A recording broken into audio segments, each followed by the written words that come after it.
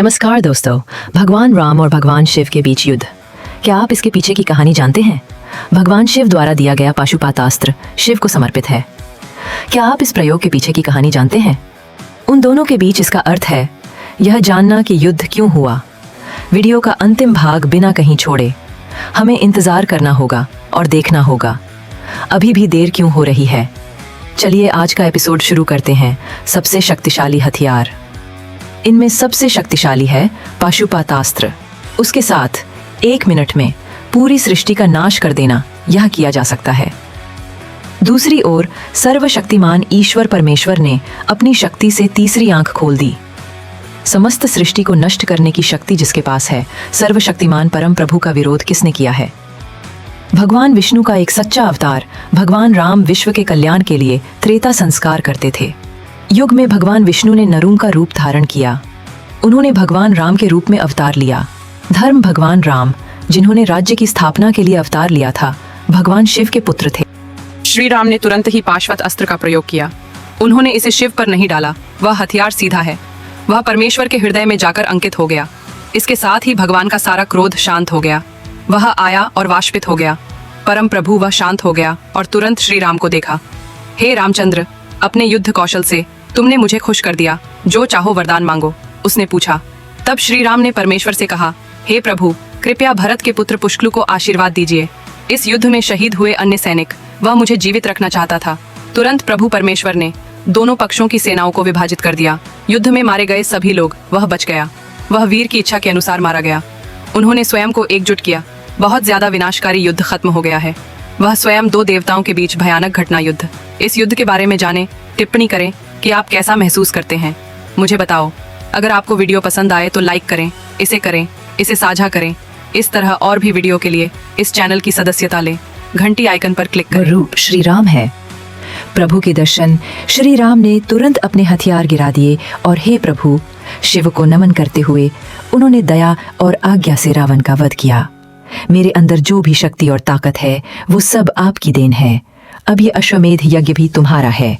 ये अनुमति से होता है। आप संतुष्ट हैं? यदि ऐसा होगा तो समस्त सृष्टि संतुष्ट हो जाएगी। कृपया शांत हो जाइए, उसने विनती की। वो ये सुनकर, हे प्रभु रामचंद्र, मैं आपसे लड़ना नहीं चाहता, मगर मेरा भक्त वीरमणि का राज्य संकट में था। मैंने वादा किया था कि तुम्हारे चले जाने के बाद मैं तुम्हारी रक्षा करूंगा। उसने कहा, मुझे रहने दो। वो ये सुनकर श्री राम ने भगवान से कुछ कहा। वो अपने साथ एक दिव्यास्त्र भी गिराता रहा। प्रभु ने अपनी दिव्य शक्ति से वो सारे हथियार जलाकर राख कर रहा है। अब अंतिम चीज बची है, पाशवतास्त्र। भगवान राम को ये बात नहीं भूलनी चाहिए। श्री राम ने तुरंत भगवान को देखा। हे प्रभु, ये वो हथियार है जो आपने मुझे दिया है। आपको इसका प्रयोग स्वयं पर करना होगा। उन्होंने कहा, मैं क्षमा चाहता हूँ। लक्ष्मण भरत के साथ युद्ध भूमि में प्रवेश कर गए। भगवान राम ने प्रवेश किया। भरत, उनके पुत्र पुष्करलु का सिर काट दिया गया और उसकी मृत्यु हो गई। ये देखकर वो बेहोश हो गया। ये देखा श्री रामचंद्र अभी भी क्रोधित हैं। वे इसे ले आए। भगवान राम और वीरभद्र, उन्होंने क्रोध में आकर पुष्करलु को कैसे मार डाला? तुम भी मर जाओगे, उन्होंने चेतावनी दी। इस प्रकार भगवान राम ने भगवान शिव की पूजा की। उसने सेना पर हमला किया, लेकिन कब तक? उनकी ताकत कम नहीं हो रही है। ये देखा भगवान राम ने शिव की सेना को पराजित किया। वो समझ गया कि उसे आसानी से हराया नहीं जा सकता। दिव्य हथियारों का उपयोग करना उसने सोचा। तुरंत ही उसने अपने दिव्य अस्त्र निकाल लिए। नंदी, वीरभद्र, भृंगी और अन्य शिव का उपयोग करना उसने सेना को बेहोश कर दिया। ये देखा अन्य शिव सेना ने परमेश्वर को पुकारना शुरू कर दिया। इसे रखें। भगवान शिव ने उनकी प्रार्थना सुनी। ये महसूस करते हुए कि उनकी सेना संकट में है, वो स्वयं युद्ध भूमि में प्रवेश कर गया। एक ओर परमेश्वर देवों के देव हैं, दूसरी ओर देवताओं की रक्षा करने वाले भगवान विष्णु। एक शक्तिशाली व्यक्ति एक ही झटके में कुचल दिया गया। बहादुर व्यक्ति, हम ऐसी सेना के खिलाफ लड़ेंगे। उसने पूछा कि क्या वो ऐसा कर सकता है, ये कहते हुए कि जब वे शत्रुघ्न के साथ थे तब वीरभद्र की मुलाकात नंदी से हुई। हनुमान और पुष्कर भृंगी से युद्ध करने जाते हैं। वे उतर गए। वीरभद्र क्रोधित हो गए। उसने पुष्कर के वंश को नष्ट कर दिया। नंदी उसने शत्रु को फंदे से बांध दिया। हनुमान वीरभद्र नंदी से भयप्रद युद्ध जारी रहा। सबसे ज्यादा शक्तिशाली नंदी ने हनुमान को बताया था कि दिकोना में कैसे लड़ना है। मैं नहीं समझता इतना भयानक वो जल्दी कर रहा है। हनुमान 1 मिनट के लिए हर मिनट अपने शरीर के आकार में सुधार। वो है, ये देखकर नंदी ने कहा कि अब कोई लाभ नहीं है। उन्होंने पाशुपतास्त्र का प्रयोग किया। उस झटके के लिए हनुमान बेहोश हो गए। अयोध्या एक एक करके सैनिकों की जमीन पर नाप ली जा रही थी। देवपुरी सेना में उत्साह था। ये आ गया। जो लोग हतोत्साहित हो गए थे वे सभी वापस लौट आए। वे उठे और अयोध्या की सेना पर हमला कर दिया। अयोध्या की सेना की पराजय अपेक्षित है। बात श्री राम तक पहुंची। तुरंत कहते हैं कि इससे बड़ा अपमान और कोई नहीं है। वे युद्ध पर चले गए। युद्ध देखते हुए इसने भयंकर रूप धारण कर लिया। वीरमणि भारती अपने पुत्र पुष्कलुडी के साथ भयंकर युद्ध किया। वह है वीरमणि पर भी पुष्कलुडी सबसे प्रभावी हथियार उसने छोड़ दिया। वह इसे बर्दाश्त नहीं कर सकता। वीरमणि गिरकर बेहोश हो गया। वह बेहोश हो गया। शत्रुघ्नुडी, वीरमणि और तो उसने अपने बेटे को सांप की रस्सी से बांध दिया। बुद्धिमत्ता वहां पहुंचे। वीरमणि ने चारों ओर देखा और स्थिति देखी। समझा उसकी सेना कमजोर हो गई है। वे ऐसी स्थिति में हैं कि लड़ने में असमर्थ हैं। राज्य खोने का दर्द वह अधिक हो गया है। तुरंत प्रभु ने उसने प्रार्थना की। भक्त की प्रार्थना सुनकर भगवान ने अपने अनुचर वीर योद्धा नंदी को भेजा। उन्होंने देवपुरी तक भृंगी सहित एक विशाल सेना का नेतृत्व किया। भेजा गया। प्रभु की पूरी सेना घबरा गई। महादेव का स्मरण करते हुए उन्होंने अयोध्या की सेना पर आक्रमण कर दिया। वे गिर गए। उन्हें देखकर अयोध्या की सेना घबरा गया। वीरभद्र के दर्शन शत्रुघ्न ने हनुमान से दक्ष का सिर काटने को कहा। जैसा कि कहा गया है, युद्ध के लिए मैदान तैयार करें। इसे करें। उनके छोटे भाई वीरानंद के पुत्र रुक्मानंद की सेना के साथ उसने मुझे युद्ध के मैदान में जाने को कहा। ये बात हनुमान तक पहुंची। रुक्मानंद इसमें सेना भी शामिल है जिसने युद्ध का आह्वान किया। ये सर्वविदित है कि वो युद्ध के लिए तैयार है। हनुमान जी ने अनियंत्रित क्रोध में आकर सेना पर आक्रमण कर दिया। उसने उन्हें तैयार होने का आदेश दिया। ये सुनकर यदि हम सुग्रीव और हनुमान के साथ शीघ्रता करें कोई लाभ नहीं। देवपुरी शहर सचमुच ऐसा ही है। सर्वशक्तिमान ईश्वर ही किसान की देखभाल कर रहा है। इसीलिए एक बार उस राज्य के सरदार वीरमणि के साथ उन्होंने सलाह दी कि बातचीत करना बेहतर होगा। यदि वार्ता विफल हो गई तो श्री राम के पास जाएंगे। उन्हें सूचित करने के बाद ही उन्होंने देवपुरी पर हमला किया। उन्होंने कहा कि वो ऐसा करना चाहते हैं। किसका जिस शत्रु ने ये शब्द सुने वे श्री राम थे।